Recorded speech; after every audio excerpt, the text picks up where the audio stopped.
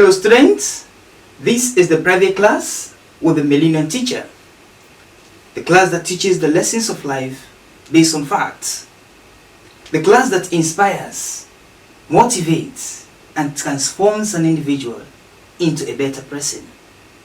You're welcome to class.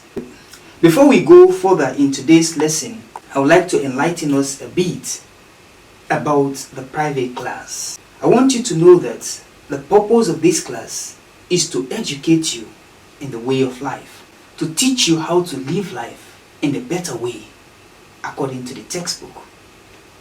It is my earnest desire to transform you into the better person whom God created you to. But the question remains, are you ready to be that person? If you're ready to be the better person whom God created you to be, then cooperate with me in this class. Take this class very seriously. Put into practice whatever we are learning here in this class and see what your life will become in the near future. So, for our lesson for today, we will look into the forms of exam malpractice. Mind you, we started dealing with exam malpractice in our previous class, and so we are continuing with the study on exam malpractice. And so today we are going to look into the forms of exam malpractice. The forms of exam malpractice are the various ways by which malpractice is carried out in the examination hall. There are various ways by which students involved in malpractice. As a matter of fact, every now and then, students are inventing new ways to commit malpractice. And so we are going to look into some of those ways here in this class. We'll deal with them one after the other as we go along in our lessons of life. The first exam malpractice which we are going to deal with is bringing foreign materials in the exam hall. That's what we are going to discuss in our lesson for today. Bringing foreign materials in the exam hall is one of the most common exam malpractice in almost every school. And so we are going to look into it and see how it is carried out. In the first place, we want to know the meaning of foreign materials. What are foreign materials in the exam hall?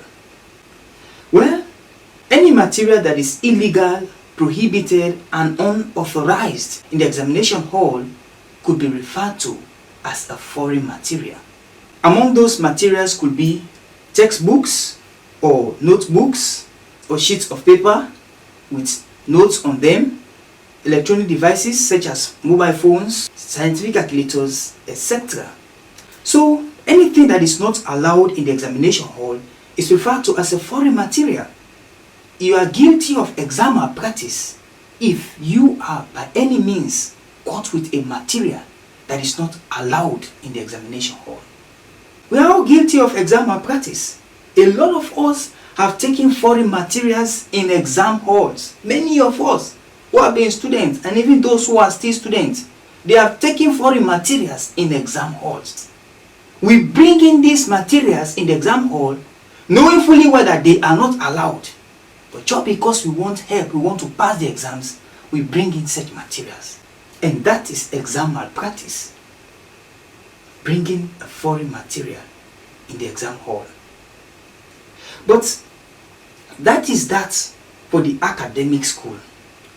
Now, how do we bring foreign materials in the exam hall in the school of life? In the school of life, when we use illegal, prohibited, and unauthorized materials or means in order to solve our problems, it means we have taken foreign materials in the exam hall. Remember, our problems or difficulties are the exams that we sit. Now, when we use illegal means, illegal materials, unauthorized materials, in order to solve those problems, then we have brought foreign materials in the exam hall. Almost every man is guilty of this particular malpractice. In one way or the other, many of us have brought in foreign materials in order to solve our problems in life. Yes, even the greatest people in life, men of renown in life, has involved in exam malpractice. Yes. And I would like to give us an example of one of them. He's known as Abraham, the father of faith. This man is one of the best students in the school of life. Oh yes, he performed very well in the school of life. But do you know that he himself involved in exam malpractice? Yes. Father Abraham, the father of faith, involved in exam malpractice during the course of his life. But how did that happen? Well, according to the textbook in Genesis, we are told that this man, Abraham, as a student in the school of life, he was faced with the exam of childlessness. He and his wife, they had no children of their own, even till their old age. And so the problem of barrenness was their exam in the school of life. Now, when they discovered that this exam was too difficult for them to pass, they brought in foreign material in order to pass their exam. How did that happen?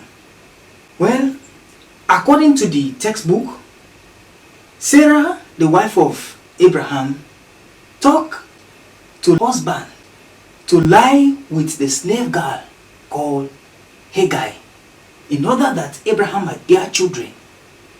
And so Abraham agreed to the matter. So he went to bed with Hagar, and fortunately they had a child who was named Ishmael. Now what I want you to understand here is that Hagar, the slave girl of Sarah, was the foreign material which Abraham and his wife used to pass their exam. But unfortunately for them, they were caught in the act. Yes, that was exam malpractice. And this is something that a lot of us are guilty of. A lot of people who have had problems in their marital homes with their spouses, instead of bearing with each other, they brought in foreign materials in order to solve the problem. When you, the man, bring in another woman, just because you have problems with your wife, you decide to bring in another woman into your home as a way of solving your problem, you have brought in a foreign material in the exam hall. Or you, the woman, you go into another man just because you have an issue with your husband, an issue which you think you cannot solve, you decide to go into another man, you have brought in a foreign material into the exam hall. That is exam malpractice, and it is prohibited. What is that problem you have with your husband or with your wife that you cannot solve? Is your problem a problem of childlessness? A problem of barrenness that you cannot solve? No matter how difficult that problem might be, you should not bring in a foreign material. If you use any means that is unauthorized or illegal or prohibited, you have brought in a foreign material in the exam hall. No matter how difficult your problem might be, you should not bring in a foreign material.